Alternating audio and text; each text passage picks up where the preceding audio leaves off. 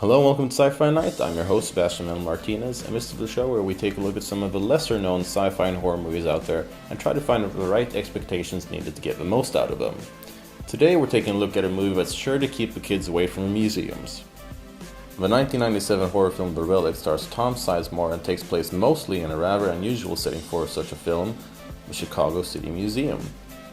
Sizemore plays a homicide detective investigating a series of grisly murders where the victims have had their heads ripped off and the hypothalamus region of the brain removed.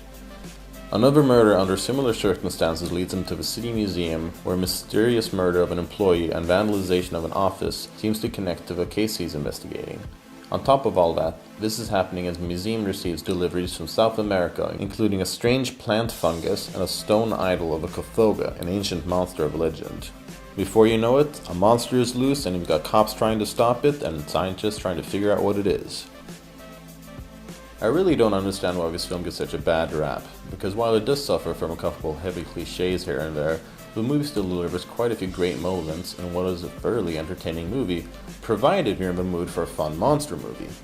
Tom Sizemore is great as the superstitious cop trying to solve a case.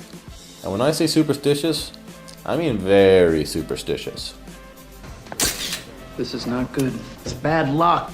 Don't touch it. Face down is bad luck. Was it a black cat? So in other words, a miracle of physics. Maybe just plain old-fashioned good luck. Penelope Ann Miller is fine as an anthropologist who works in the museum, and the rest of the supporting cast do a fine job, even if some of the characters are a bit exaggerated and over the top. There's decent time given for character development in this movie, and a lot more than what you'd expect from what is in all fairness a very standard monster movie, with polish that's nicer than the competition. This is also in part because the monster effects weren't actually finished until about half the movie was filmed, a similar situation as to why you never see the shark in Jaws until about an hour in. Still though, it worked in Jaws and it works fine in The Relic. But don't expect The Relic to be as good as Jaws. The monster is unique, to say the least. And while the differences between CGI and practical effects are noticeable, it's nothing that you'll be focusing on too much.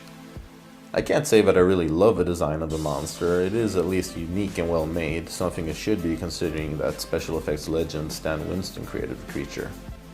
The first half of the film might be a little bit slow for those of you who want monster action right away, but more or less the last quarter of the film is just one long monster action sequence that stretches all over the museum with kills up in the dozens. The practical monster and gore effects are on par, and the action stays nice and fast paced when it finally kicks in. This movie does surprisingly well in terms of characters, as it produces some pretty interesting and fun ones. Much better than the competition, as they're usually pretty cliched and annoying characters. There's a wisecracking and awesome coroner. 7 decapitations in 1 week. Don't you just hate someone who only takes head and never gives it? You're bad, Matilda. The overly confident mayor. This is Mayor Owen. What's your first name, Lieutenant? Vincent? May I call you Vincent? Sure. Good. You can call me Your Honor. Disgruntled cop duo. Looking very dapper tonight. Think so? Because I don't see too many other guys wearing these ruffles. This coffee's terrible. It's bitter. Very bitter. There are tons of fun little characters with actual personality that hold together the less action-packed parts. This is necessary though, as most of the movie is structured in the typical cliche monster formula. It's got the douchey antagonist you've seen before and cheesy jump scares, even including something as cliche as a cat jumping out from the darkness. Was it a black cat? Speaking of darkness, this movie is pretty dark. Not in tone, but in terms of lighting, as in it's kinda hard to see at parts. I can see this bothering a couple people, but I like the more realistic, intense vibe it gives off. It makes the darkness seem that much darker and atmospheric, when the only thing lighting a dark corridor is the detective's flashlight. So basically the movie is just more or less build up and packaging for a monster rampage, and the packaging is actually a lot better than it needed to be. In the end you're left with some quality parts holding together an otherwise cheesy and done to death monster movie. So, what should you expect from this movie? Standard monster cliches. When it all comes down to it, this is a movie you've seen plenty of times before, just in different packaging. Still though, if you like monster movies of varying quality, you'll get pretty much all the content you want, but performed by a better actor than the script deserves. Darkness and close-ups.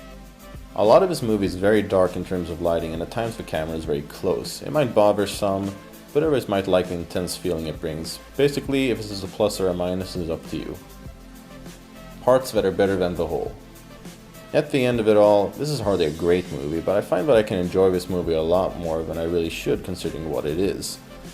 But all the details, effects, and performances do enough to salvage what would otherwise be a pretty forgettable and standard film if it was in different hands.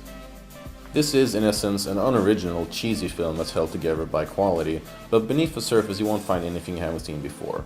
In the end, it all comes down to how much you want out of it. If you're okay with pure monster entertainment, then look no further. But if you want something original or different, then this isn't for you. So that does it for this episode of Sci-Fi Night. We hope you enjoyed it. If you did, why not post a comment and click the like and subscribe button? And if you didn't, why not do so anyway, because that'd be totally ironic.